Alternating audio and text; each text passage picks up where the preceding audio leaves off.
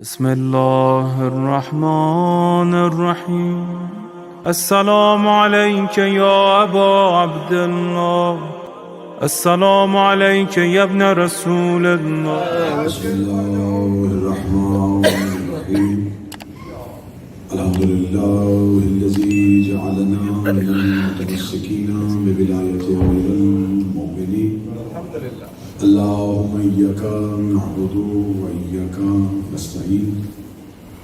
الصلاة والسلام بتحية والإكرام على أشرف الأنبياء والمرسلين وأولاده الطيبين الطاهرين المعصومين، ثم الصلاة والسلام على الصديقة المباركة الرازية المرزية المؤلمة بنت القلم والنون وسر بين الكاف والنون ودليل إرادة كن فيكون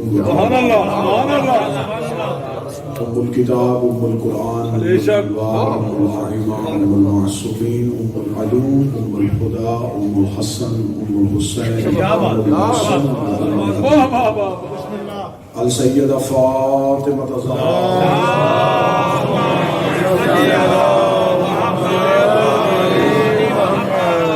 ولعن الله تعالى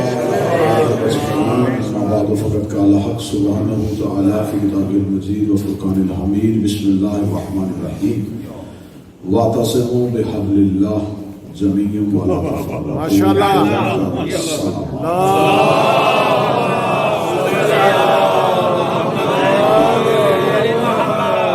دعائے رب العزت آل محمد علیہ السلام کے وسیلہ سے آج کی اس مجلس کو اپنی بارگاہ میں شرف قبولیت عطا فرمائے. آپ تمام احباب کے دلوں میں جو جو دعائیں ہیں، ذہنوں میں جو جو دعائیں ہیں، مالک ان تمام دعاؤں کو مستجاب فرمائے. میرا مالک ملت تشیع کو اندرونی اور بیرونی خطرات سے محفوظ فرمائے. میرا مالک ہمیں حقیقی معنوں میں مذہب اہل بیت کی معرفت عطا فرمائے. ہمیں آل محمد علیہ السلام کی دہلیز پہ اپنے نفس کی مخالفت کرتے ہوئے، ذات کی نفی کرتے ہوئے چھپنے کا سلیقہ عطا فرمائے. اس پورے شوق دور میں میرا مالک ہمارے وارث، ہمارے مولا کے ظہور میں تاجیل فرمائے. شہنشاہ کے لشکر میں اٹھنے کی توفیق عطا فرمائے. دعائیں قبولیت تک پہنچائیں، ممکن حد تک بلند آواز میں صلوات علامت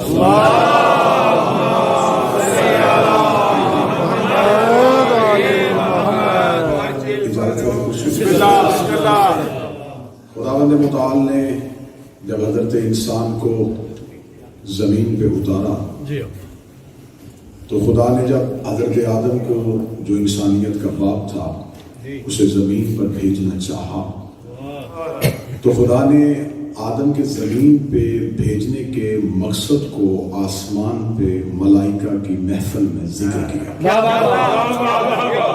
جو خدا نے تذکرہ کیا وہ تذکرہ آج بھی قرآن میں موجود ہے. خداوند متعال نے ارشاد فرمایا وَإِذْ قَالَ رَبُّكَ لِلْمَلَائِكَةِ إِنِّي جَاعِلٌ فِي الْأَرْضِ خَلِيفَةً. جب کہہ دیا تمہارے رب نے فرشتوں سے کہ میں زمین پر اپنا خلیفہ بنانے والا، یہ زمین پر میرا نمائندہ ہوگا، یہ زمین پر میرا خلیفہ ہوگا. یہ پہلی اللہ کی خلافت تھی جو منتقل ہو رہی تھی مخلوق کی طرف. فرشتوں نے فوراً آگے سے کہا میرے مالک یہ زمین پر جا کے فساد کرے گا، خون ریزیاں کرے گا، جبکہ ہم تیری تسبیح کرتے ہیں، ہم تیری تقدیس کرتے ہیں. ابھی حضرت آدم زمین پہ آئے نہیں تھے، ابھی قابیل نے حابیل کا قتل کیا نہیں تھا، اور فرشتوں نے عرش پہ بیٹھ کے کہہ دیا تھا کہ زمین پہ فساد ہوگا. اب یہاں آج تک یہ سوال حل طلب ہے کہ جب حضرت آدم زمین پہ ابھی اترے نہیں، بھائی نے بھائی کا قتل کیا نہیں، فرشتوں کو کیسے پتا چل گیا تھا کہ زمین پہ فساد ہونے والا، فساد کرے گا، خون ریزی کرے گا. اور انہوں نے یہ حضرت آدم کے بارے میں بتا کے فوراً آگے سے بتا دیا کہ ہم تیری تسبیح کرتے ہیں، ہم تیری تقدیس کرتے ہیں. اگر تجھے اپنا ہی نمائندہ چاہیے تو اس سے بہتر چناؤ ہم میں ہے. ہم تسبیح بھی کریں گے، تقدیس بھی کریں گے، لیکن خداوند متعال نے جو آگے سے ان کی دلیل کا جواب دیا. خدا اتنا غفور رحیم ہے اس نے فرشتوں کو بھی بولنے کی اجازت دی تھی.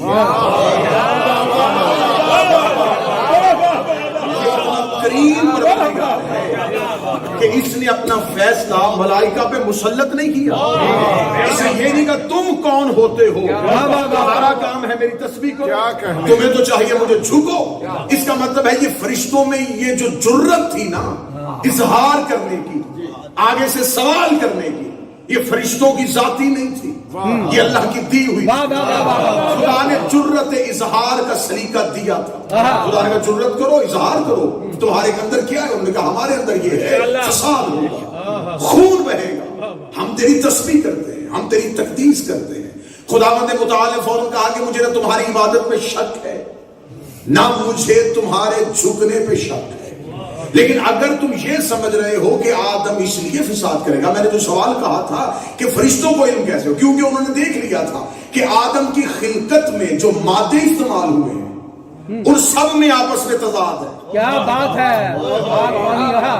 کہ خدا نے خلقت آدم میں جو چیزیں استعمال کی تھی, مٹی, پانی, آگ, ہوا, آگ اور پانی ایک جگہ پہ اللہ اکٹھا کر رہا ہے. فرشتے اپنے علم کی بنیاد پہ جان گئے کہ جہاں دو متضاد ہو وہاں امن نہیں ہوتا. تھوڑی توجہ فرمائیں گے. فرشتے یہ سمجھ گئے تھے کہ ان کے جو خلقت میں, میٹیریل میں جو چیزیں استعمال ہو رہی ہیں وہ چیزیں ہی آپس میں متضاد ہیں. آگ ہے اور پانی ہے, مٹی ہے اور ہوا ہے. یہ خدا نے اس کے اندر, اس کے بت کے اندر, اس کے مجسمے کے اندر یہ جو چار مادے اکٹھے کر لیے کہ چار ایک دوسرے کو قبول نہیں کرتے. آگ پانی کو قبول نہیں کرے گی کیونکہ آگ کی نیچر ہے, آگ کی فطرت ہے, وہ کہتی جہاں پانی ہوگا وہاں میں نہیں ہوں. پانی چاہتا ہے کہ جہاں میرا وجود ہو وہاں میں آگ کو تسلیم نہیں کروں. تمہید کو میرا ساتھ دیجیے. اب پانی چاہتا تھا کہ آگ وہاں نہ ہو جہاں میں ہوں, آگ یہ چاہتی تھی جہاں میں ہوں وہاں پانی نہ ہو. ہوا کہتی تھی میں مٹی کو اڑا کے رکھوں گی, مٹی کہتی تھی میں اپنے وجود کو منواؤں گی. چاروں چیزیں اپنی اپنی ضدوں میں فطرت اور جبلت کے اعتبار میں موجود تھی. پھر خدا نے ان چاروں میں سے کسی ایک عنصر کو بھی یہ نہیں کہا کہ تو اپنی فطرت کو بدل. خدا نے ایک بھی عناصر اربع میں سے ایک بھی عنصر سے نہیں کہا, پانی سے نہیں کہا کہ تو آج کے بعد آگ کو کچھ نہیں کہے, مٹی سے نہیں کہا کہ تو آج کے بعد ہوا کے زور کو نہیں قائم رکھے. ہر ایک سے کہا اپنی جبلت پہ رہو, اپنی فطرت پہ رہو. میرے مالک کیسی امن ہوگا؟ امن ہو ہی نہیں سکتا. چار چیزوں کا مجموعہ اور چاروں آپس میں ایک دوسرے کو تسلیم نہیں کر رہے. اب یہاں پہ میں نے تمہید کی ہے, اب میں پہلا نتیجہ دے لگا. خدا نے کہا جہاں میں نے آدم کو چار چیزوں کا مجموعہ بنایا ہے, ان چاروں چیزوں سے میں نے وجود آدم بنایا ہے. وجود آدم کو کنٹرول کرنے کے لیے میں نے اسے دیا ہے علم. میں نے آدم کو شعور بخش دیا. اب اس نے اپنے علم کی بنیاد پہ ان چاروں کو استعمال کرنا ہے, اور جو علم رکھ کے چاروں کی فطرت کے ہونے کے باوجود ان کی ضدوں کو ایک دوسرے سے تسلیم کروائے وہ با علم ہوگا, اور جس کے پاس علم نہیں ہوگا وہ چاروں کو آپس میں ٹکروائے گا. اب خدا نے کلیہ دے دیا کہ جہاں یہ چاروں عناصر ہوں وہاں ایک ہی چیز کنٹرول کر سکتی ہے جسے کہتے ہیں علم. اور خدا نے ایک پہلا نمونہ زمین پہ اتارا. پہلے نمونے کو زمین پہ اتارا. حضرت آدم تو نبی تھے, حضرت آدم تو علیہ السلام تھے, لیکن پہلے نمونے کے بعد جو پہلا رزلٹ قدرت کو ملا وہ یہ نکلا کہ اس آدم کے دونوں بیٹوں جو آدم ہی کے بیٹے تھے, ایک ہی گھر میں رہے, ان میں سے ایک نے دوسرے کو قبول نہیں کیا. قابیل نے حابیل کا قتل کر دیا. قتل ہو گیا حسد کی بنیاد پہ. انسانیت کا پہلا قتل حسد کی بنیاد پہ. اس نے کہا تھا کہ آدم اس سے زیادہ محبت کیوں کرتا. اب پہلا قتل ہو گیا حسد کی بنیاد پہ. حضرت آدم کو خدا نے کہا اب اپنے علم کو استعمال کر, علم اور شعور کو استعمال کر کے دیکھ, ہیں دونوں بیٹے, ہیں اولاد, اب فیصلہ کر کے حق پہ کون ہے, باطل پہ کون ہے. حضرت آدم نے علم کا پہلا استعمال کیا. اس نے بیٹا ہونے کے باوجود قابیل کو لعنتی کہہ دیا. حبیل کو مظلوم کہہ دیا. خدا نے کہا یہ ہے انسانیت کے لیے پہلا نبی. جہاں علم ہو وہاں سچ کو سچ کہتے ہیں,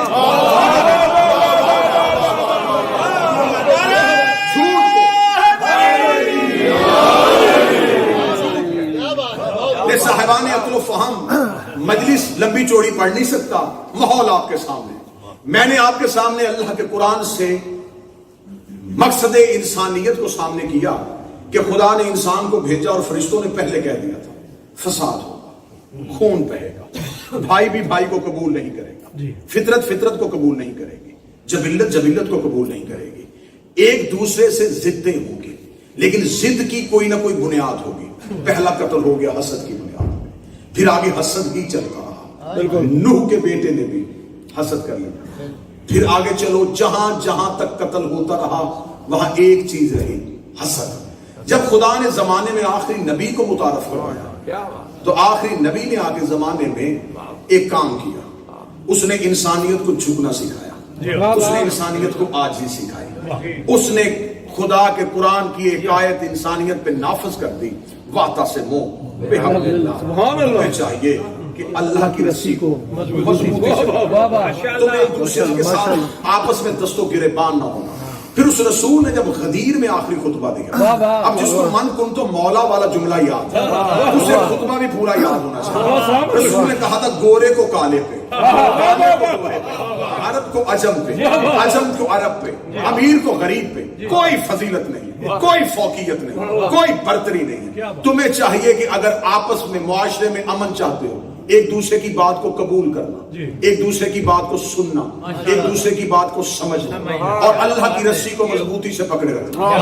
اور جو اللہ کی رسی کو مضبوطی سے نہیں پکڑے گا, گردنیں بھی کٹیں مجھے کوئی گلا نہیں, خون بھی بہے مجھے کوئی شکوہ نہیں. مجھے شکوہ ان سے ہوگا جن کے پاس اللہ کی رسی بھی ہوگی, وہ پھر بھی آپس میں ایک دوسرے سے مدینے کی مسجد میں بیٹھ کے ایک صحابی نے کہا ہم خانہ کعبہ میں گئے, توحید کی رسی نظر نہیں آئی, ہم نے نماز پڑھی, ہمیں پتا وہ اللہ کی رسی جسے ہم نے مضبوطی سے پکڑنا ہے, جو ہمیں ایک دوسرے کے ساتھ ٹکرانے نہیں دے گی, جو فرقہ بازی نہیں ہونے دے گی, جو تفرقہ نہیں ہونے دے گی, جو لڑائی نہیں ہونے دے گی. وہ رسی کہاں ہے؟ ہم اللہ کے گھر میں نماز پڑھتے ہیں, پہلو پہ کھڑا ہوا دل میں ہماری دشمنی رکھ کے اللہ کے گھر میں نیت کر کے کھڑا ہوتا ہے. ہم طواف کرتے ہیں, جو ہمارے ساتھ طواف کر رہا ہوتا ہے اس کے دل میں ہمارے لیے حسد ہوتا ہے, اور تو کہتا ہے خدا اگر اللہ کی رسی کو پکڑو.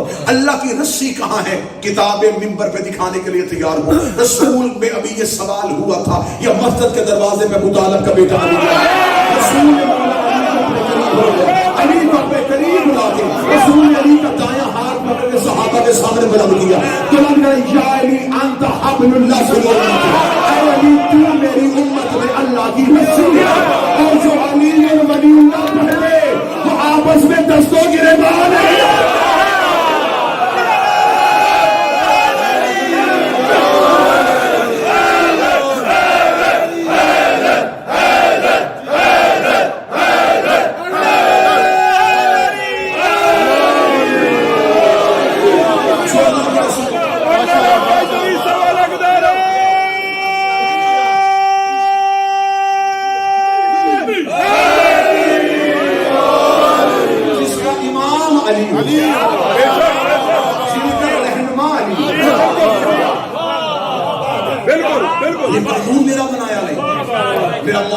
رسول میں آ گئے. رسول نے کہا مجھے باقیوں سے جھگڑا ہی کوئی نہیں, باقیوں سے گلا ہی کوئی نہیں. اگر میری امت ہو علی پہ ایک رہے, علی کو پکڑے رہے. رسول نے رسی کی مثال اس لیے دی کہ رسی ایک دھاگے کو نہیں کہتے,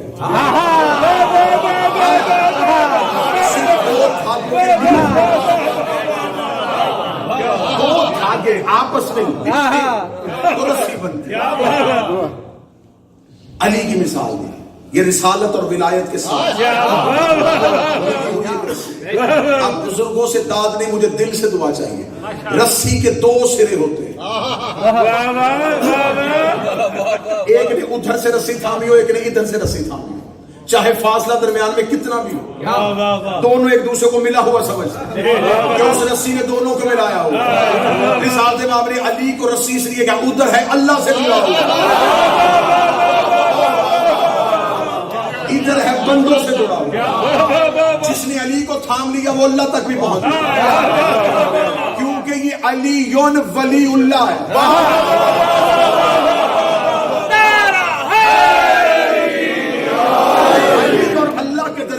رسی ہے، یہ ولایت کی رسی ہے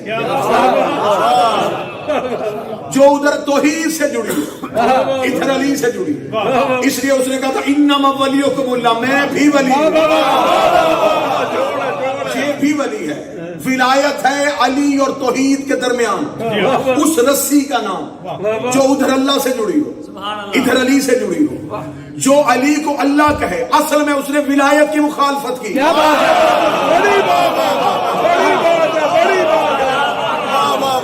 اس نے تو اس رسی کو ہی توڑ دیا۔ اگر ہم معاذ اللہ کہہ دیں گے کہ علی اللہ ہے تو پھر وہ رسی کہاں گئی؟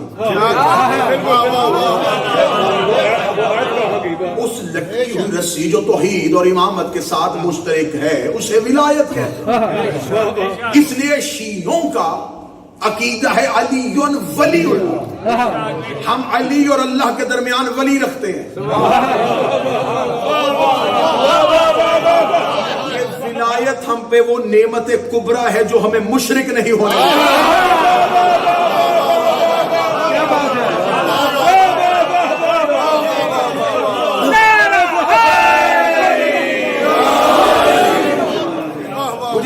خدا عزت علی کی قسم، دنیا کے پاس علی جیسا ایک بھی ہوتا لوگ کب کے مشرک ہو جاتے۔ ہمارے عقیدہ توحید میں شک نہ کرو، ہمارے گلے میں پھولوں کی ہار ڈالو، لوگوں کے پاس ایک علی جیسا ہوتا لوگ کب کے مشرک ہو جاتے۔ ہمارے پاس 12 علی ہیں، ہم پھر بھی سجدہ کر رہے ہیں۔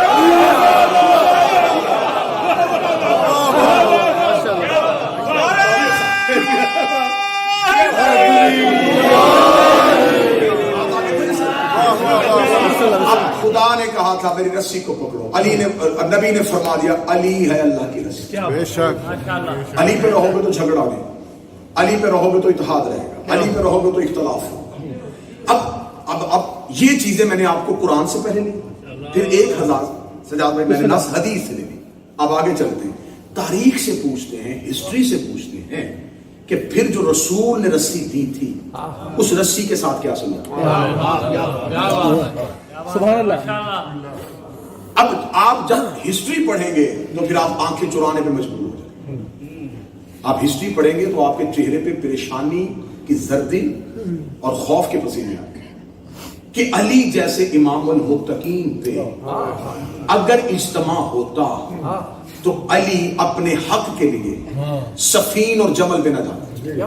ایسے ہی ایسے یہ جب ہم ہسٹری سے دیکھیں گے یہ اب تلخ حقائق ہیں، یہ آپ کو سننے پڑیں گے اور ہمیں ممبر پہ سنانے پڑیں گے۔ بے شک بے شک کہ رسالت مآب نے غیروں کی بات ہی نہیں کی تھی، رسول نے صرف کہا تھا کہ جو علی سے محبت کرتے ہو علی کو پکڑے رہا۔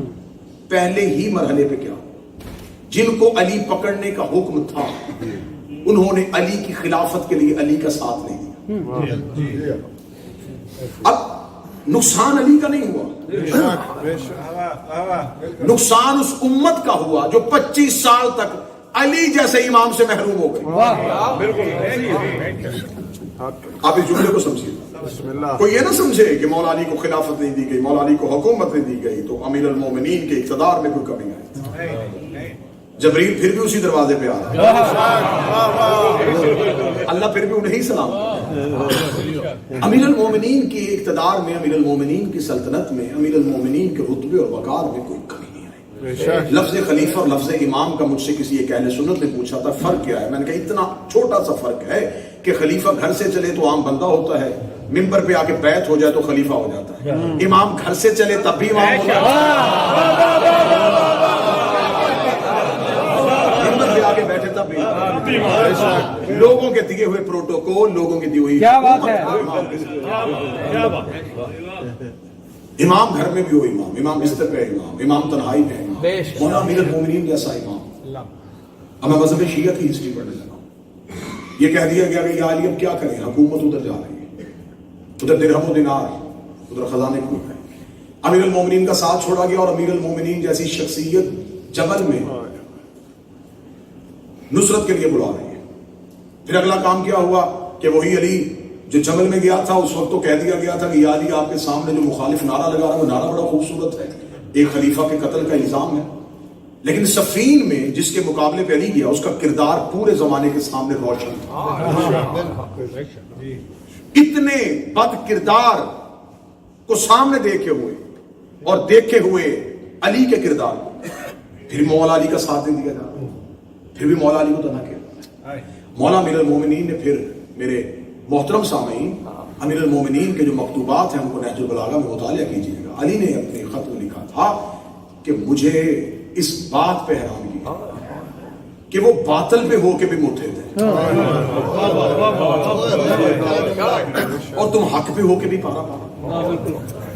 امیر المومنین کا اگلا ایک مصائب سنتے ہو امیر المومنین کے، ذرا امیر المومنین کے ساتھ گزری ہوئی جو داستانیں ہیں وہ بھی سنو کہ وہ علی جس نے ڈوبے ہوئے سورج کو پلٹایا تھا اس کے ساتھ حالت کیا ہوئی تھی۔ مولا امیر المومنین جیسی شخصیت کو کہنا پڑ گیا کہ اگر مجھے حاکم شام اپنا ایک دے دے تو میں اپنے 10 یہاں سے دے دوں۔ انہوں نے کہا یا علی اب اپنے 10 دے کے اس کا ایک کیوں لے رہے؟ فرمائی اس لیے کہ وہ اپنے مالک سے وفادار ہے۔ مجھے ہر وقت تمہارا خوف، ہر وقت تمہارا خطرہ، تم یہاں سے اٹھ کے کسی کی بات نہ سن لو، تم یہاں سے اٹھ کے کسی کی بات نہ سن لو۔ امیر المومنین جیسے بہترین ہستی کے ہوتے ہوئے شام کے حاکم نے پراپوگنڈا اتنا مضبوط کیا، اس نے میڈیا اپنا اتنا مضبوط کیا کہ قتل امیر کے وقت لوگ مسجد میں پوچھ رہے تھے کہ علی نماز کیوں پڑھنے گیا تھا۔ آپ سوال کریں کہ یہ سوال امت میں کیوں اٹھا تھا؟ کیونکہ علی کے مخالف نے اپنا میڈیا مضبوط کیا۔ اس نے دیکھ لیا، اس نے کہا میں علی کو کردار سے شکست نہیں دے سکتا، میں علی کو تلوار سے شکست نہیں دے سکتا۔ اس نے کہا علی نے کیا ہے روحوں کو غلام، میں ذہن غلام بنا لیتا ہوں۔ اس نے ذہن خرید لیے، اس نے ایسے ذہن خرید لیے کہ اس نے ایک نسل کی تربیت کی۔ کیسے تربیت کی میں بھی آپ کو تاریخ سے بتا دیتا ہوں۔ اس نے ایک نسل کی تربیت کی۔ چھوٹا سا بچہ ہوتا ہے، عربوں میں بچے بکری سے مانوس ہو جاتے تھے، بکری کے بچے سے مانوس ہو جاتے تھے۔ وہاں اس دور میں کھلونے نہیں تھے، اس دور میں گھروں کے پالتو جانور اور چھوٹے بچے۔ چھوٹا بچہ جب بکری سے مانوس ہوتا تھا تو وہ اپنے، یہ تاریخ ہے، یہ حصہ ہے، بے شک وہ شام کا حاکم اپنے ایک سپاہی کو چہرے پہ نقاب دے کے بھیجتا، وہ اس بچے سے بکری چھین لیتا، وہ بچہ رو رہا ہوتا، تھوڑی دیر بعد پیچھے کوئی آتا، کیا ہوا تجھے، کیوں رو رہا ہے؟ وہ کہتا مجھ سے ابھی کو ایک نقاب پوش آیا۔ اچھا علی تم سے بھی بکری چھین کے چلا گیا؟ اس بچے کے ذہن میں بچپن میں علی کی نفرت پیدا ہے۔ یہ اس نے نسلوں کی تربیت کی۔ اسے کئی سال لگے تھے معاشرے کو علی کے خلاف کھڑا کرنے۔ اس نے معاشرہ اتنا طاقتور کر کے امیر المومنین کے خلاف کھڑا کر دیا کہ علی جیسی شخصیت کو خلیفۃ المسلمین ہونے کے باوجود مسجد کی محراب میں قاتل سر عام ضرب لگاتا ہے۔ آپ کیا سمجھتے ہیں کہ آپ صرف اس شہادت پہ روتے ہیں؟ آپ اس قتل کے اسرار کیوں نہیں سمجھتے؟ آپ وجوہات کیوں نہیں سمجھتے؟ آپ قاتل پہ تبرہ تو کر لیتے ہیں، آپ یہ کیوں نہیں سمجھتے کہ اس دور میں وہ محبین کہاں تھے، وہ لوگ کہاں تھے جو علی کو مدینہ سے کوفہ لے کے آئے تھے؟ پھر امیر المومنین کی شہادت کے بعد کیا ہوا؟ کیا امت سنبھل گئی کہ ہم نے علی جیسا ہیرا اپنے ہاتھ سے گوا دیا؟ نہیں، پھر نہیں سمجھی۔ جن کے لیے کہا تھا کہ تم علی پہ پکے رہنا، انہوں نے امام حسن کے ساتھ کیا سنا؟ مولا حسن کے نیچے سے مسلح کھینچا، مولا حسن کے پاؤں پہ اپنے ماننے والوں کی طرف سے تیر مارا گیا۔ انہیں کہا گیا تھا کہ آپ کیوں نہیں نکل رہے؟ مولا امام حسن کو جا کے مدائن میں جا کے مختار کے چچا کے گھر پناہ لینی پڑی، اور امیر المومنین کے فرزند نے وہ دن، وہ ایام کس طرح گزارے؟ گزر گیا دور امام حسن کا، امت سنبھل گئی؟ نہیں سنبھل۔ پھر کیا ہوا؟ حسین جیسا امام 6 مہینے تک ناصرین کا رستہ دیکھتا اور صرف پوری امت میں سے 72 لوگ نصرت امام پڑھتے۔ اب میں ایک ایک امام کا دور پڑھوں گا تو آپ کے پاس سوائے افسوس اور سوائے گردن جھکانے کے اور سوائے آنکھوں میں آنسو لانے کے کوئی حل نہیں نکلے گا۔ اس کے بعد پھر میں آپ سے یہ سوال کروں گا کہ اس دور میں وہ امام تھے، ان سے بہتر امام کوئی نہیں تھا، ان سے بہتر مشکل کشا کوئی نہیں تھا، ان سے بہتر حاجت روا کوئی نہیں تھا، شفاعت وہ کرتے تھے، کریم وہ تھے، دشمن کو گھر آتا تھا معاف کر دیتے تھے، بھوکوں کو کھانا کھلاتے تھے۔ اتنا سب کچھ ہونے کے باوجود لوگوں نے ساتھ دیا، نہ وہ حکومت کا مطالبہ کرتے تھے، نہ وہ لوگوں سے ووٹ مانگتے تھے، صرف کیا، ہر دور میں اہل بیت کے مخالف قوتوں کا میڈیا مضبوط تھا، انہوں نے اہل بیت کی نفرت لوگوں کے دلوں میں اتنی پیدا کر دی. آج ہم سے بچے سوال کرتے ہیں کہ ہر دور کا امام قید خانے میں کیوں ہوتا تھا. میں آپ کو اس کا جواب دے دیتا ہوں کہ جب امام نہ حکومت مانگتے تھے، نہ حکومت کے لیے تلوار نکالتے تھے، نہ جنگ کرتے تھے، تو اس دور کی حکومت کو کیا خوف ہوتا تھا، کیا خطرہ ہوتا تھا؟ کسی امام کو 8 سال قید، کسی کو 14 سال قید، کسی کو 23 سال قید. اتنے لمبے لمبے قید میں کیوں رکھا؟ ایک جملے میں پورا جواب دے دیتا ہوں، پوری ہسٹری ایک جملے میں بند کر دیتا ہوں. یہ امام کو قید نہیں کرتے تھے، کردار محمد کو لوگوں کی نظروں سے اوجھل کرتے تھے. انہیں خبر تھا یہ کردار زمانے میں روشن رہا تو ہمارے مکروہ چہرے پہچانے. کردار ہی کو چھپا دو، الزام اتنے لگا دو، الزام اتنے لگا دو. ہر دور کے امام ہر دور کی حجت پہ لگا. یہ ہے شیعت کی تاریخ. 11 ائمہ کی شہادت قلت انصار کی وجہ. جی اب جس امام کی ہم ریت ہے، بہت آسان ہوتا ہے پچھلے لوگوں پہ الزام لگانا. یہ انسانیت کی فطرت. ہر آنے والا حاکم پچھلے حکومت کو مورد الزام ہے. بہت اچھی بات ہے. مہنگائی ہوئی تو پچھلی حکومت کی وجہ سے، یہ سب کچھ ہوا تو پچھلی. کیوں؟ ہم اپنا کوڑا ساتھ والے کے بن میں پھینکنا فخر سمجھتے ہیں. انسانی فطرت ہے. اب ہم کیا کہتے ہیں؟ ہم کہتے دیکھیں اس دور میں اگر ہم ہوتے، دیکھتے کون امام موسیٰ قاضر کو قید کرتا ہے. اس دور میں ہم ہوتے ضرور کربلا میں جاتے. تو ہم جس دور میں ہیں کہ اس دور میں امام نے آپ سے کس نے کہہ دیا آپ بغیر امام کی زندگی گزارے؟ آپ کا امام بھی موجود ہے. پھر اگلی لٹکتی ہوئی تلوار اگلی لٹکتی ہوئی تلوار گردن میں یہ ہے کہ وہ امام ظہور کسی مجبوری کی وجہ سے نہیں کر رہا کہ معاذ اللہ سما معاذ اللہ ہم کہیں وہ پابند ہے، وہ مقید ہے، وہ آ نہیں سکتا. نہیں، وہ قول الامر ہے، وہ توحید کے ارادے کا نام، وہ مشیت الہی کا نام. ظہور ناگزیر ہے انصار کے نہ ہونے کی وجہ سے. لوگ آمادہ نصرت نہیں، آمادہ محبت ہیں. میں یہ بھی الزام نہیں لگاؤں گا کہ لوگوں کے دلوں میں محبت نہیں، آمادہ محبت ہیں. اگر اس کی گہرائی میں جائیں گے تو وہ بھی میں وجہ بتا دیتا ہوں. محبت کرنے کی وجہ یہ ہے کہ ان کے علاوہ مدد کرنے والا کوئی نہیں.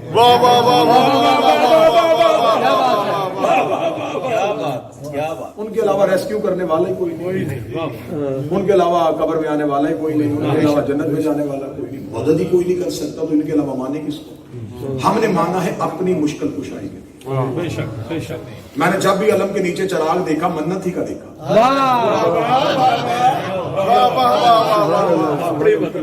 میں نے ذوالجلال اور علم سے اترے ہوئے جب بھی سیب دیکھے منت کے دیکھے. یہ محبت نہیں تھی، یہ خواہشات کی چادریں تھیں. یہ چراغ عشق کے نہیں تھے، یہ ضرورتوں کے چراغ. ہم نے انہیں مشکل کشا مانا تو اپنی مشکل کشائی کے لیے، حاجت روا مانا تو انہیں اپنی حاجت روائی کے لیے. ہم نے ان کے تابوت کو کاندھا دیا ہے تو 7 دعائیں مانگی ہیں تو کاندھا دیا.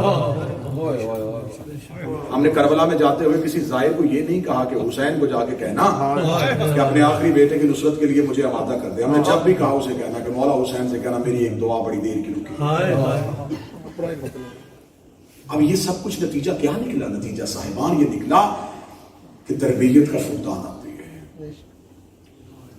اب اس دور میں جہاں ہم زندگی گزار رہے ہیں وہاں ہر کوئی ایک دوسرے کو افضل شیعہ بنوانے کے چکر میں اپنے آپ کو شامل کر رہا ہوں.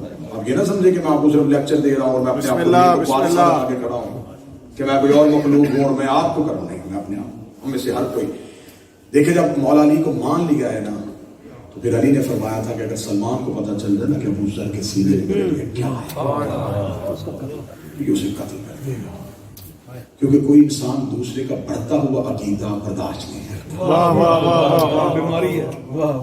نظریات میں ہمیں خدا نے قانون دے دیا ہے لکم دینکم ولی دین. تمہیں تمہارا، ہم تو کافر کو بھی سختی سے مسلمان نہیں کر سکتے. ہم تو کافر کی گردن پہ بھی تلوار رکھ کے اسے کلمہ نہیں کروا سکتے. ہماری تو پچھلے 1400 سال سے جنگ ہی انہی لوگوں سے ہے جنہوں نے زبردستی کلمہ پڑھا. اب اس دور میں ہم جس دور میں سانس گزار رہے ہیں، مولا امیر المومنین کے پاس آ کے کوفہ میں ایک شخص نے کہا تھا مولا آپ قیام کیوں نہیں کرتے؟ مولا نے فرمایا لشکر ہی نہیں ہے. اس کا لشکر کہاں نہیں ہے، اتنے لوگ سارا دن آپ کے پاس بیٹھے رہتے ہیں. مولا فرمایا 40 افراد لے کے قیام کرو. پھر اگر 40 چھوڑے 40,000 لے کے کب آؤں؟ مولا فرمایا جن 40 لے کے آؤں نے کیا نا اپنے بال سر کے منڈوا کے آنا. واہ واہ واہ. سر کے بال بالکل منڈوا کے آنا. وہ لوگوں کے پاس گیا، علی کے لشکر میں جانا ہے. ہاں تو چلتے ہیں، سر منڈوا لینا. میں کیوں سر کیوں منڈوائے؟ علی نے شرط کیوں رکھی؟ یہ شرط اللہ نے بھی رکھی ہوئی ہے، کیونکہ سر منڈوانا نفس کی نفی ہوتی ہے. کوئی بھی شخص اپنے آپ کو ایسا دکھنا پسند نہیں کرتا. کیا بات ہے. سر منڈوا گیا. تاریخ میں لکھا ہے، یہ واقعات نہیں، یہ حقائق نہیں، یہ تاریخ کی سچی اور اٹل حقیقتیں ہیں. چند لوگوں میں سوا 4 یا 5 لوگ ہیں. مولا فرمایا باقی لوگ کہاں ہیں؟ کہنے لگا مولا آنے کے لیے تیار ہے لیکن شرط واپس لے. اللہ نے فرمایا میں اس لشکر کو لے کے ہی کیوں جاؤں جو علی سے پہلے شرط رکھ رہا ہے. وہ چلنے سے پہلے علی کو مشروط کر رہے ہیں، میدان جنگ میں جا کے کھڑا کر دیں گے کہ ہماری پہلے یہ شرط ہے تب ہم تیرے ساتھ اتریں گے. مجھے ایسے لوگ نہیں چاہیے جو علی کے ساتھ مشروط ہیں، مجھے غیر مشروط محبین چاہیے. یہاں تقاضا حجت کیا ہے؟ ہم اپنے وقت کے امام کی معرفت تو مانتے ہیں لیکن ہم اپنے وقت کے امام کے ظہور میں سب سے بڑی رکاوٹ یہ ہے کہ اسلام. اب آپ کہیں گے محبت بھی ہے ہمیں تو نصرت کے لیے کیا چیز ہونی؟ نصرت کے لیے سب سے بڑی چیز ہے اپنے نفس کی نفی کرنا، اپنے نفس کو ختم، اپنے آپ کو اپنے امام کی بات میں پیش کرنا. ہم میں سے کوئی بھی حرف آخر نہیں ہے. یہ میں نے پوری تقریر میں نے کوئی ٹاپک نہیں چھیڑا، کوئی موضوع نہیں چھیڑا. میں بالکل ایسا نہیں چاہتا کہ میں ایسی مجلس پڑھوں کہ آپ کے ذہن میں ہو کہ شاید مجھے کچھ بھی نہیں پتا اور میں روٹین کی مجلس پڑھ کے چلا گیا. میں شیعہ قوم کا حصہ ہوں، میں شیعہ قوم کا ماشاءاللہ سے باخبر ہوں. میں بے خبر خطیب نہ کبھی تھا نہ کبھی ہوں. مجھے خبر ہے کہ اس ادارے میں کس ماحول میں مجلس ہو رہی ہے. میں نے آپ نے آپ کو آپ کے سامنے جب ممبر پہ آتے میں وہاں کیوں نہیں بیٹھا؟ میں اکثر پہ ممبر میں آؤں تو ممبر پہ بیٹھ کے مجلس پڑھتا ہوں. آج میں کھڑا ہوں کسی کے پڑھوں میں آپ کی عدالت میں کھڑا ہوں. کیا بات ہے. میں پورے مجمع کو مولا امام حسین کی عزت کی قسم بغیر کسی خوف کے، بغیر تردد کے میں اجازت دیتا ہوں کہ میں آپ کے سامنے کھڑا ہوں. آپ کا کوئی ایک سوال میرے بارے میں ہے آپ اٹھ کے مجھ سے پوچھیں. آپ مطمئن نہیں ہوں گے میں پھر دوں گا.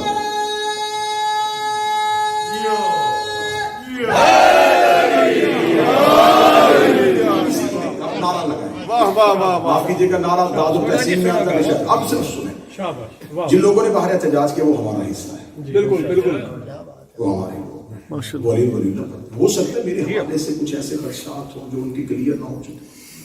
ادارے کے منتظمین بیٹھے، میں نے بارہا گزارش کی کہ جو احباب کوئی تحفظات کوئی خدشات رکھتے ہیں میں حاضر. یہ بھی میں نہیں کہہ رہا کہ وہ میرے پاس چل کے آئے، میں ان کے پاس چل کے آتا ہوں. بھائی میں یہ بھی نہیں کہہ رہا کہ میں ہر چیز میں صحیح ہوں. ہو سکتا ہے کہ ان کی کوئی اصلاح ایسی ہو جس سے میری تصحیح ہو جائے. سبحان اللہ. تو میں اپنی بہتری کے لیے آنے کے لیے تیار ہوں. میں قوم کا فرد ہوں، مجھے عزت قوم نے دی ہے، مجھے ممبر قوم نے دی ہے. یہ احترام ہے کہ ہم ممبر پہ بیٹھتے ہیں اور سادات زمین پہ بیٹھتے ہیں. یہ احترام ہے کس وجہ سے؟ ذکر امام حسین ہے. میرا عقیدہ توحید نہ کبھی غلط تھا نہ کبھی ہے، اور میں اس شخص کو ملعون سمجھتا ہوں جو مولا امیر المومنین کی ولایت کو چھوڑ کے علی کی الوہیت کا ہے.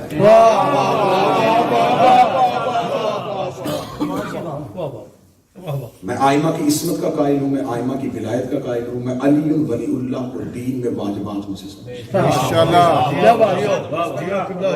میں آپ سے نہیں کہہ رہا کہ جو میں کہوں آپ وہ کریں، میں اپنا عقیدہ بتاؤں کیونکہ میں نے آپ کو کہا میں آپ کی عدالت میں کھڑا ہوں. میں امیر المومنین کی ولایت کو واجب سمجھتا ہوں. میں اللہ کو وحدہ لا شریک سمجھتا ہوں، بے مثل و بے مثال سمجھتا ہوں، خالق کون و بقا سمجھتا ہوں. میں کبھی بھی علماء جنہوں نے مذہب کی خدمت کی ہے ان کے پاؤں کی جوتی کے نیچے لگا ہوا ذرہ میرے قد سے افضل ہے. میں ان علماء کا احترام کرتا ہوں جو مذہب کے لیے گراں قدر خدمات دیتے چلے آ رہے ہیں. اگر ہم انکار علماء کریں گے تو کون سی کتابیں پڑھ کے ممبر سے پڑھیں گے؟ یہ ان کا حصہ ہے دین میں کہ وہ لکھتے ہیں اور ہم ان کا لکھا ہوا ممبر پہ پڑھتے ہیں. ماشاءاللہ وہ ممبر پہ آ نہیں سکتے، ہم کتابیں لکھ نہیں سکتے، لکھنا ان کی ڈیوٹی ہے، پڑھنا ہماری. عقائد کے حوالے سے مختلف قسم کی باتیں ہو سکتی ہیں. سوشل میڈیا پہ دجال جو ہے وہ کسی ایک طاقت کا نام ہے، ایک ایسے بندے کا نام نہیں ہے کہ جو واقعی گدھے پہ بیٹھ کے آئے گا۔ ہو سکتا ہے کہ امام کا ہر دور حکمت سے بھرا ہوا کلام ہوتا ہے، اس کا گدھے پہ بیٹھ کے آنا اشارہ ہو کہ وہ حماقتوں پہ سوار ہو گیا ہے، کیونکہ گدھا حماقت کی علامت۔ اس کے ایک آنکھ کی نسبت دینا یہ نہیں ہے کہ بندہ ایسا پیدا ہوگا جس کی پیشانی پہ آنکھ، اس کی آنکھ صرف شر دیکھی تھی، خیر نہیں۔ مولا امیر المومنین نے صدیوں پہلے کہا تھا میں ایک دور دیکھ رہا ہوں جب لوگ ہتھیلیوں پہ ایک دوسرے کو گمراہ کریں گے۔ شاید آج سے 50 سال پہلے یہ حدیث پڑھی جاتی تو ان کی سمجھ میں نہ آتی جو آج موبائل یوز کرتے ہیں کہ ہتھیلیوں پہ گمراہ ہونے کی مثال علی نے کیوں دی تھی۔ اب آنے والی دور تیر تلوار ٹینک بم کی جنگ نہیں ہے، لوگوں کے ذہنوں پہ نفسیات پہ جنگوں کو غالب کیا جائے گا، لوگوں کو ایک دوسرے سے اتنا متفق کر دیا جائے گا۔ سب سے بڑا نقصان جس مذہب کا ہو رہا ہے اس کا ہو رہا ہے جو سب سے زیادہ پھیل رہا تھا۔ جب دشمن نے دیکھا نا کہ ہم عقائد کے ساتھ جواب نہیں دے سکتے، ہم ان کا علمی جواب نہیں دے سکتے، تو میرے مذہب کی بنیادوں کو ہلا کے رکھ دیا گیا۔ سب سے زیادہ نقصان اس مذہب کا ہوا جو مذہب سب سے زیادہ پھیل رہا تھا۔ اگر ہم اس دور میں ہیں، یہ ادارہ آل محمد علیہ السلام کی تبلیغات کی خدمت کر رہا ہے، تو اگر میں اس کی حمایت نہیں کر سکتا تو مجھے کوئی حق نہیں ہے اس کی مخالفت کروں، کیونکہ مجھے کوئی خبر نہیں ہے کہ اس ادارے سے ملحقہ افراد میں سے ایک کی بھی نیت اچھی ہوئی میں قیامت والے دن بطول کو جواب کیا کہ آپ کے گھر کی خدمت گزاروں میں سے، میں صرف اس ادارے کی بات نہیں کر رہا، یہاں پہ کوئی بھی ادارہ مذہب کی خدمت کر رہا ہو، اللہ نے حسین کو کریم بنایا ہے، اس نے کافروں کا مکے میں آنا بند کیا ہے۔ کیا بات ہے، بڑی بات ہے۔ کربلا میں کربلا میں نہیں بند کیا، اس نے یہ نہیں کہا کہ کربلا کافر نہیں آئے گا، اس نے کہا وہ کریم ہے۔ اگر اس کا دروازہ سب پہ بند کر دیا تو کعبے والا دروازہ کس کے لیے کھلے گا؟ کیا بات ہے، حسین اس نرسری کا نام ہے جو توحید کے مکتب کو طالب علم دیتا ہے۔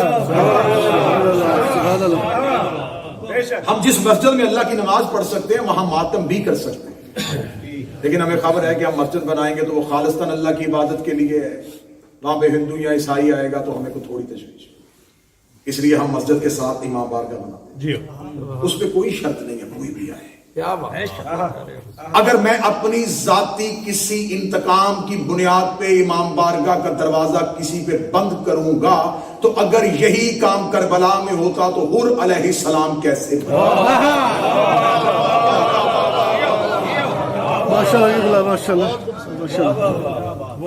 یہ اتنے لوگ ہیں، مجلس ریکارڈ ہو رہی ہے، اس مجلس میں کیا کہوں، ادارہ معارف اسلامی حسینیہ، اس کے ساتھ میرا ایک بڑا گہرا تعلق بہت عرصے سے ہے، میں پچھلے 7-8 سال سے یہاں پر رہ گیا تھی کہ پاکستان میں کیا مسئلے اور مسائل بنے، میں بارگاہ امام حسین میں امام حسین کو نہیں چہاردہ معصومین کو گواہ بنا کے کہتا ہوں، میں اپنی ایک بھی لفظ کو اگر غلط استعمال کر رہا ہوں، رسول قیامت والے دن شفاعت نہ کریں، مولا علی پیروکاروں میں سے نہ اٹھائیں، مولا حسین عزاداروں میں سے نہ اٹھائیں، میری نسلوں کو حسین کبھی معاف نہ کرے اگر کبھی میں نے مذہب کے عقیدے اور غیرت کا سودا کیا۔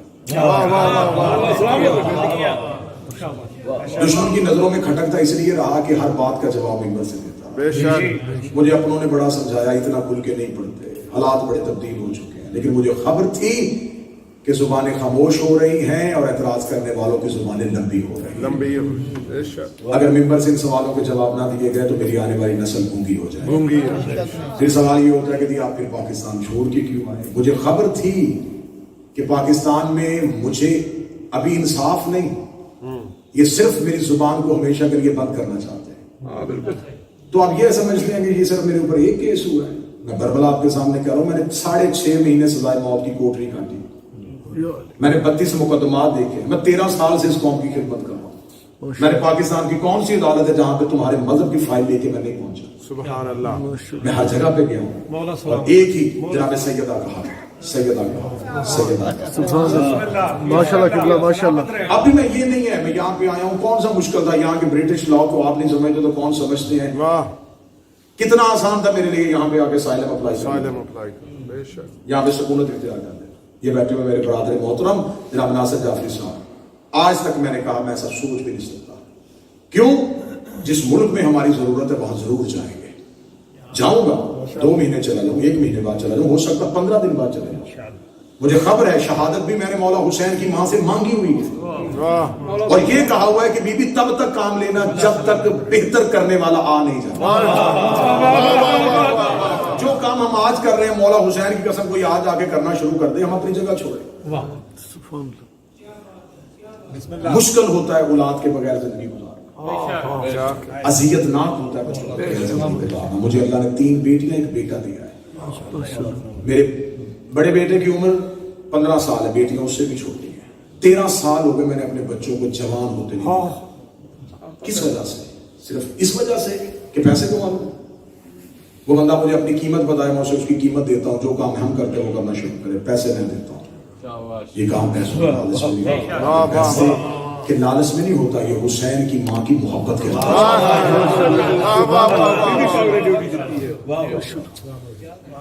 نہیں آنا چاہتا تھا. ہر ممکن کوشش کی کہ پاکستان میں رہ کے مقدمات, جب وہاں کے بیٹھے ہوئے اکابرین نے کہا زمین تنگ کر دی گئی ہے, سیاح تنگ کر دیا جائے گا, تمہیں مار دیا جائے گا, وقتی طور پہ زندگی بچاؤ, جو کام یہاں کر رہے ہو وہ کہیں بھی بیٹھ کے کر سکتے ہو, ہمیں تم سے کام لینا ہے. شام میں پاک سیدہ زینب سلام اللہ علیہا کے حرم میں بیٹھے ہوئے ایک آیت اللہ سے ایک پاکستان کی جیت علمی مذہبی شخصیت نے استخارہ کروایا تو میں نے فلائٹ لی.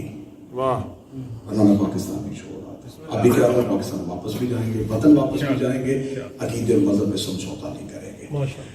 بہت ممکن کوشش کی کہ یمن و عامہ کے ساتھ یہ مجالس ہوں. میں ادارہ معارف اسلامی حسینیہ کے عہدیداران, ان کی ایگزیکٹو کمیٹی, ان کے تمام ممبران کا تہہ دل سے مشکور ہوں کہ انہوں نے بھی بڑی کوشش کی کہ برادران کے اعتراضات دور کیے جا سکے, لیکن اب وہ اعتراضات خدشات نہیں ہو سکے. تو آج اگر یہ مجلس نہ ہوتی تو شاید اس امام بارگاہ کی انتظامیہ کے لیے یہ اچھا میسج نہ ہوتا, قوم حسینی کے لیے اچھا میسج نہیں ہوتا. میں اس ممبر سے کہہ رہا ہوں کہ کل والی مجلس میں پیش کی معذرت خواہ ہوں جب تک آپ کے یہاں امن بحال نہیں ہو جاتا, کیونکہ ہم قوم کو تقسیم نہیں کرنا چاہتے, ایک دیکھنا چاہتے ہیں. جب تک امن نہیں ہوگا تب تک آپ کہیں نا کہ ساری زندگی نہیں پڑھوں گا, تو میں ساری زندگی نہیں پڑھوں گا. حسین کی ماں جان اپنی لے گی, وہاں ہم دیں گے. جہاں آپ سننا چاہیں گے کہ دوسرے بارگاہوں میں پڑھتے ہیں, وہاں آپ ضرور آئیے گا. لیکن جب تک اتحاد نہ ہوگا, امن نہیں ہوگا, میں نہیں چاہتا کہ میں کسی ایسی تحریک کا مہرہ بنوں جہاں سے مذہب کی دیواریں دور ہو جائیں. پرسوں میں واپس مولا امام حسین کے قدموں میں جاؤں گا. کربلا محلہ کے لیے پرسوں چلا جاؤں گا. پرسوں میری فلائٹ ہے, کل کا دن میں یہاں پہ ہوں. انتظامیہ کو میں مکمل اپنی طرف سے کہتا ہوں, آج کی رات اور کل کا دن, کل رات اور پرسوں صبح تک آپ جب چاہیں جس وقت چاہیں اس ادارے میں کسی دوست بھائی کے کسی خدشے کسی اعتراض کا جواب لینے کے لیے میں ادارہ معارف اسلامی حسینی کی انتظامیہ کے لیے 24 گھنٹے حاضر. اس کہنے کا مقصد نہ اپنے آپ کو کلیئر کرنا تھا, یہ کرنا تھا مذہب مکتب کی سربلندی کے لیے, ملت تشیع کی سربلندی کے لیے. اچھا نہیں کر سکتے تو برا نہ کریں. اس مذہب کی تو دیوار سیدھی نہیں کر سکتے تو بنی دیوار کو نہ گرائیں. کوشش کریں کہ آپس کے ذاتی اختلافات, نظریات کے ذاتی بہت کچھ ہوتا ہے, مرنا ہے قبر کی 4 قبریں. اس وقت ایک امام نے سراہنے آ کے بیٹھا, اس نے پوچھنا ہے کہ میں نے ساری زندگی تو نے جو مانگا دیا, بتا تو نے میرے لیے کیا کہیں گے. ہم نے بھائی کو بھائی سے لڑایا تھا, ہم نے ابھی ولدہ پڑھنے والوں میں شیعت میں درمیان میں تفریق ختم کی. یہ آپ کا عقیدہ نظریہ, جس نظریے میں مذہب کی 4 دیواری کے اندر رہ کے آپ کو آزادی ہے, دشمن باہر سے حملہ آور ہو چکا ہے, میرے مذہب کی بنیادوں کو ہلایا جا رہا ہے, کبھی امام زمانہ کی توہین ہو رہی ہے. اتنے عرصے سے اس ملک پاکستان میں حضرت ابو طالب کو کافر کہا جا رہا تھا. حضرت ابو طالب کی توہین, جناب سیدہ کی توہین, امام زمانہ کی توہین, آئے روز نت نئے مسائل. یہ صرف کس وجہ سے ہوئے؟ ذاتی اختلافات کی وجہ سے. جب گھر کی 4 دیواری کے اندر بھائی بھائی سے لڑ رہا ہو تو دشمن کو گھر میں حملہ کرنا بڑا آسان ہے. میں پھر دوبارہ ممنون و متشکر ہوں جناب سید امجد شاہ صاحب کی پوری کمیٹی کا, ان تمام دوستوں کا جنہوں نے اس امام بارگاہ کا دروازہ مجھ حقیر کے لیے آج کی تقریر کے لیے کھولا. انشاءاللہ پھر ملاقات تب ہوگی جب امن, عزت, احترام اور آل محمد سے मुखलस होकर अब कौम की खिदमत करना चाहेंगे। आधी रात को जनाजा उठा हुसैन की मां का, भरा हुआ था मदीना, आराम कर रहे थे सहाबा की औलाद, दो बेटों के साथ मोहम्मद की बेटी का जनाजा उठाना बड़ा मुश्किल था।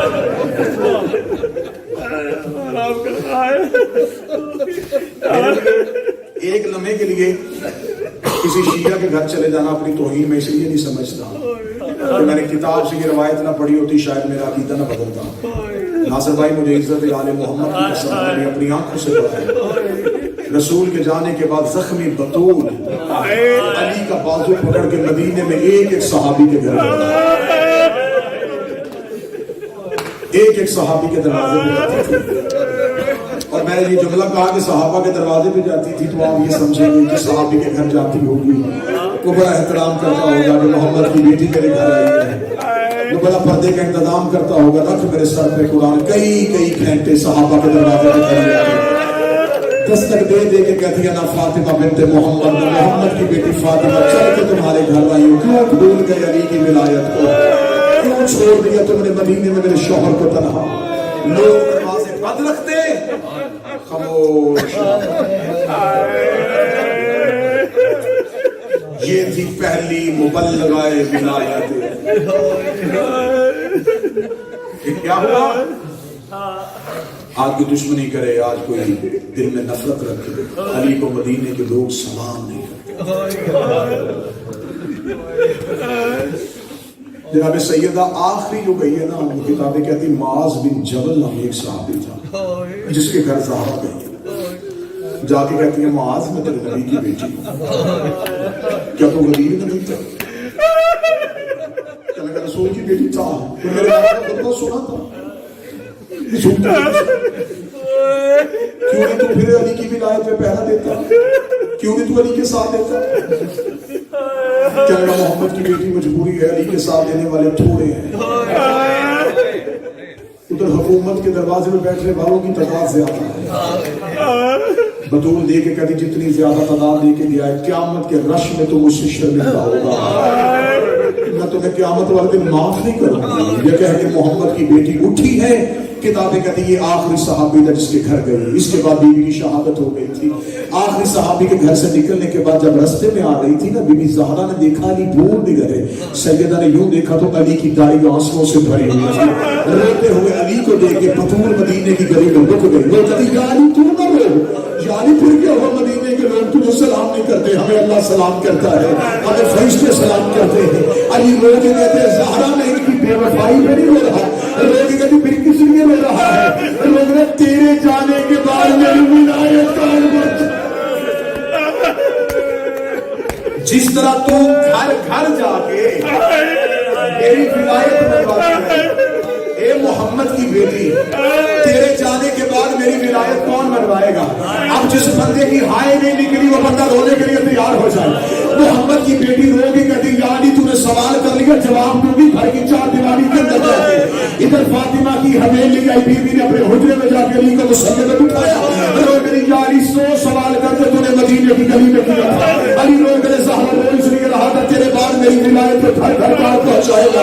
बीबी फातिमा सबकी हालत में उठी, शहर में गई, छोटी सी ज़ैनब को लेकर फातिमा वादा करती है मैं सहाबा के घरों में जाती रही, ये शराबियों के शहरों में जाएगी, ये 36 शहरों में जाके तेरी विलायत को बनवाएगी। यानी मैं बगैर चादर के नहीं गई, ये चादर के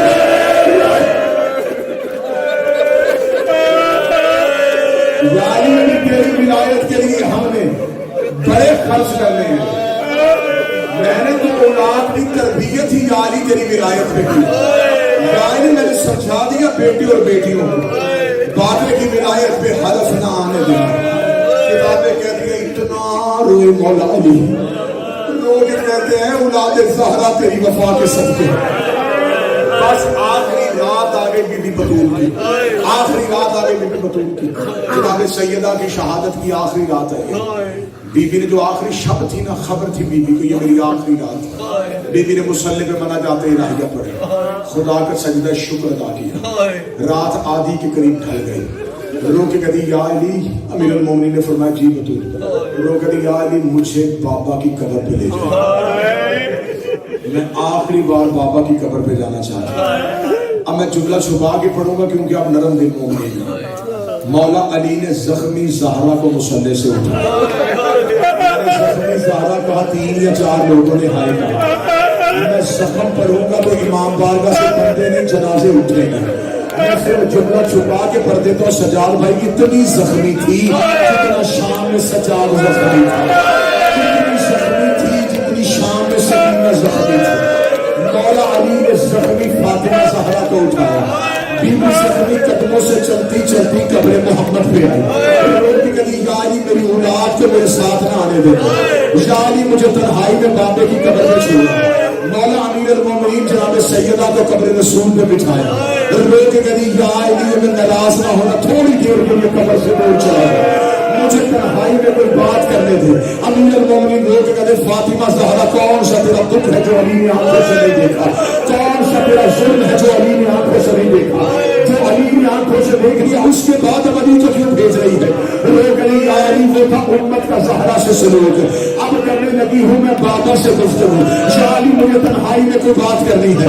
علماء نے بی بی فاطمہ کا دوہا لکھا ہے، میں اس دوہے کی 4 سطریں پڑھوں گا، عقیدے والا بندہ بستر تک ماتم کرے گا۔ بی بی فاطمہ نے 4 سطریں پڑھی ہیں، 4تھی سطر پہ مدینہ ہل گیا ہے، قبر محمد پہ زلزلہ آ گیا ہے۔ میں پہلی سطر پڑھنے لگا، شاعر میں تھے پہلی سطر پڑھنے لگا، بی بی نے اپنے بائیں ہاتھ سے اپنا دائیں زخمی ہاتھ اٹھا کے قبر محمد پہ رکھا، قبر محمد پہ رکھ کے بی بی نے لوہے کی پہلی سطر پڑھی، بی بی نے کہتے یا رسول اللہ یا رسول اللہ، وہ ہاتھ جو چوما کرتا تھا امت نے پکڑ لیا۔ ابھی ماتم کی زبان میں 4 سطروں کا ماتم کیا ہے، رسول اللہ وہ ہاتھ جو چوما کرتا تھا تیری امت نے وہ توڑ دیا ہے۔ بی بی نے رو کے دوسری سطر پڑھی، بی بی نے کہا یا رسول اللہ جس دروازے پہ کھڑا ہوا کرتا تھا امت نے میرا دروازہ چڑھا دیا ہے۔ بی بی نے لوہے کی تیسری سطر پڑھی، بی بی نے کہا یا رسول اللہ جس گھر میں بیٹھا کرتا تھا اس گھر کی چھت کو گرا دیا ہے۔ 4تھی سطر میں سید مجھے معاف کر دینا، بی بی نے 4تھی سطر پڑھی، مدینہ ہل گیا۔ بی بی نے کہا یا رسول اللہ جس چہرے کو چوما کرتا تھا دربار میں اس پہ کمال چاہا، جو آئے کہہ سکے، جو آئے صحابہ کہہ سکے یا رسول اللہ جس چہرے کو چوما کرتا تھا اس چہرے پہ تماچا لگا۔ اتنا کہنا تھا قبر محمد ہلنے شروع ہوا، بطور زخمی حالت میں اٹھے، رو کے کہتی یا علی مجھے گھر لے جائے۔ امیر المومنین گھر لے کے آئے، بی بی رو کے کہتی یا علی اب تو نہ جانا، یا علی میرے پاس بیٹھ جا بچہ لمحوں کی مہمان، یا علی جلدی جلدی میری وصیتیں سن لینا۔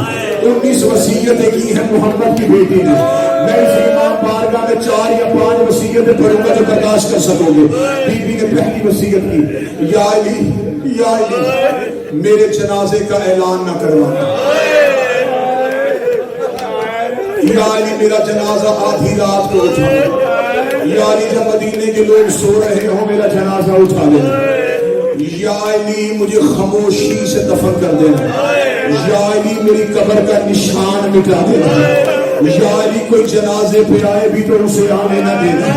میں کیسے چھپاؤں، میں غلط پڑھوں، بی بی کا مجرم بنوں۔ زہرا نام لے لے کے کہتی رہی یہ لوگ میرے جنازے پہ نہ آئے۔ اتنا کہنا تھا علی کی آواز ہے یہ کریم باپ کی بیٹی، اے رحمت للعالمین والے کی بیٹی، تو نے نام لے کے جنازے سے کیوں کیا ہے؟ اللہ جانے کون شیعہ ہے جو جملہ سمجھے گا۔ بطور رو کے کہی یا علی انہیں میرے جنازے پہ نہ آنے دے۔ علی نے کہا بطور وجہ کیا ہے؟ رو کہی جب یہ میرے دروازے پہ آگ لے کے آئے تھے میری زینب دیکھ رہی تھی، میری زینب ان سے بڑا کر گئی ہے، میں زیادہ گوارا نہیں کرتی، یہ میرے جنازے کے بہانے آئے۔ میری زینب ڈر ڈر کے کہتی رہے اماں جنہوں نے تجھے مارا تھا وہ تیرے جنازے پہ یا علی یہ لوگ میرے جنازے پہ نہ، یا علی میرے بعد بنی کلاب میں شادی کرنا، یا علی اس بیوی کا نام میرے نام کے ساتھ ملتا ہو. یا علی اللہ اس میں سے بیٹا دے گا اس کا نام عباس رکھنا. یا علی جب عباس دنیا میں آئے اس کا ماتھا چوم کے کہنا اما زہرا سلام کرتے تھے. یا علی جب عباس چلنے کے قابل ہو جائے میں تبرکات والے صندوق میں وہ لباس رکھ کے جا رہی ہوں جو میں اپنے ہاتھوں سے اس لباس کا سیدھی رہی ہوں. جب پہلی بار میرا عباس میرے ہاتھ کا پہنا ہوا کرتا پہنتے میرے عباس کے بازو چوم کے کہنا ماں فاطمہ اجرت مانگتے تھے. عباس پوچھے لباس کی اجرت کیا ہے؟ عباس کا ہاتھ پکڑ کے اپنے سر پہ رکھ کے کہنا اما فاطمہ کہتی وعدہ کر میری زینب کی چادر سے میری بیٹیوں کے پردے کو کہیں نہ دیکھے. میرے بیٹیوں کے پردے کے لیے مجھے اللہ سے مانگا ہو. بس ختم کروں 1 یا 1.5 منٹ اور پڑھوں. مصلی پہ تھی محمد کے بیٹے مسجد میں تھے امیر المومنین قبر محمد میں تھے حسنین کریمین. حجرے میں بیٹھی تھی زہرا کی بیٹی فضہ بیٹھی تھی دروازے پہ. بی بی فاطمہ کی تصویر مصلی پہ گری فضہ دروازے پہ گری زینب مصلی پہ گری حسن حسین نانے کی قبر پہ گری. میں نے 5 یا 6 سال پہلے ایام فاطمیہ کم میں کیے تھے. آیت اللہ وحید خراسانی نے حرم معصومہ میں مجلس پڑھ لی تھی. میں ان کی مجلس سننے کے لیے حرم میں بیٹھا ہوا تھا کہ آج پڑھیں گے یہ بی بی زہرا کی شہادت. آج سننے کو ملے گی ایک عالم دین کی زبان سے روایتیں. میں غلط پڑھوں زہرا کا مجرم بنوں. وحید خراسانی کی مجلس میں سامنے علماء بیٹھے ہوئے تھے. قبلہ وحید خراسانی نے مصائب شروع کیا. انہوں نے صرف امامہ اتار کے ایک جملہ پڑھا. ایسے لگتا تھا جیسے معصومہ کے حرم میں قیامت آ گئی ہے. اس عالم دین ضعیف نے روتے ہوئے کہا آج مجھ سے لوگوں نے کہا ہے زہرا کی شہادت پڑھ. میں اس زہرا کی شہادت کیسے پڑھوں جس کی موت کی خبر جب علی کو مفقد میں ملی علی منہ کے بل زمین علی منہ کے بل گر گئے. علی لوگ کہتے میری غمخار چلی گئی اور میری مددگار چلی میری غمخار چلی گئی میری مددگار چلی گئی. اور سادات و غیر سادات جناب سیدہ مصلی پہ گر گئی. ایک منظر کا میں نے وعدہ کیا وہ منظر میں آپ کے سامنے پڑھنا. زخمی جنازہ زخمی جنازہ میں نے کوئی غسل نہیں پڑھا میں نے کفن نہیں پڑھا میں نے بی بی کا دربار جانا نہیں پڑھا میں نے بی بی کے دروازے پہ امت کا آنا نہیں پڑھا. میں نے سارا درد والا مصیب چھپا لیا تمہارے در سے. اب یہ جملے سن لینا. جلا ہوا دروازہ گری ہوئی دیواریں گری ہوئی چھت اس گھر میں ایک حجرہ اس حجرے میں ایک زخمی جنازہ اس جنازے کے پاؤں میں بیٹھی 2 پردہ دار بیٹی اس جنازے کے سرہانے بیٹھا ہے ایک حسن بیٹا. اس حجرے کے دروازے کی دہلیز پہ گرا ہوا ہے کربلا کا غریب. اس گھر کے بیرونی دروازے پہ قبضہ تلوار پہ ماتھا رکھ کے بیٹھا امیر المومنین. امیر المومنین نے قبضہ تلوار سے اپنے سر کو اٹھایا. علی نے آدھی رات کو تارے کو طلوع ہوتا ہوا دیکھا. امیر المومنین نے تلوار زمین پہ رکھی. امیر المومنین حجرے میں آئے. گرے ہوئے حسین کو علی نے اپنے ہاتھ سے اٹھا کے کہا حسین اٹھاؤ ماں کا جنازہ. حسین اٹھاؤ ماں کا جنازہ. اب جو بندہ نہیں رو رہا وہ مجھے بول کے بتا دے جنازہ اٹھانے کے لوگ کتنے چاہیے. 4 بندے اٹھاتے ہیں کسی کا جنازہ. امیر المومنین نے دیکھا کہ 2 بیٹی اور ایک اکیلا علی. اگلے 2 پائے علی نے کانکھوں پہ رکھے. پچھلا 1 پایا حسن نے اٹھایا 1 پایا حسین نے اٹھایا. روتے ہوئے مظلوم علی کا نجف میں جا کے جب علی کی زیارت پڑھ کے پہلا جملہ کیا ہے السلام علیکہ یا اول المظلوم. اے پہلے مظلوم تم پہ میرا سلام ہو. حسین سے پہلے کے مظلوم کو علی کہتے ہیں. میں آخری جملہ پڑھ کے منبر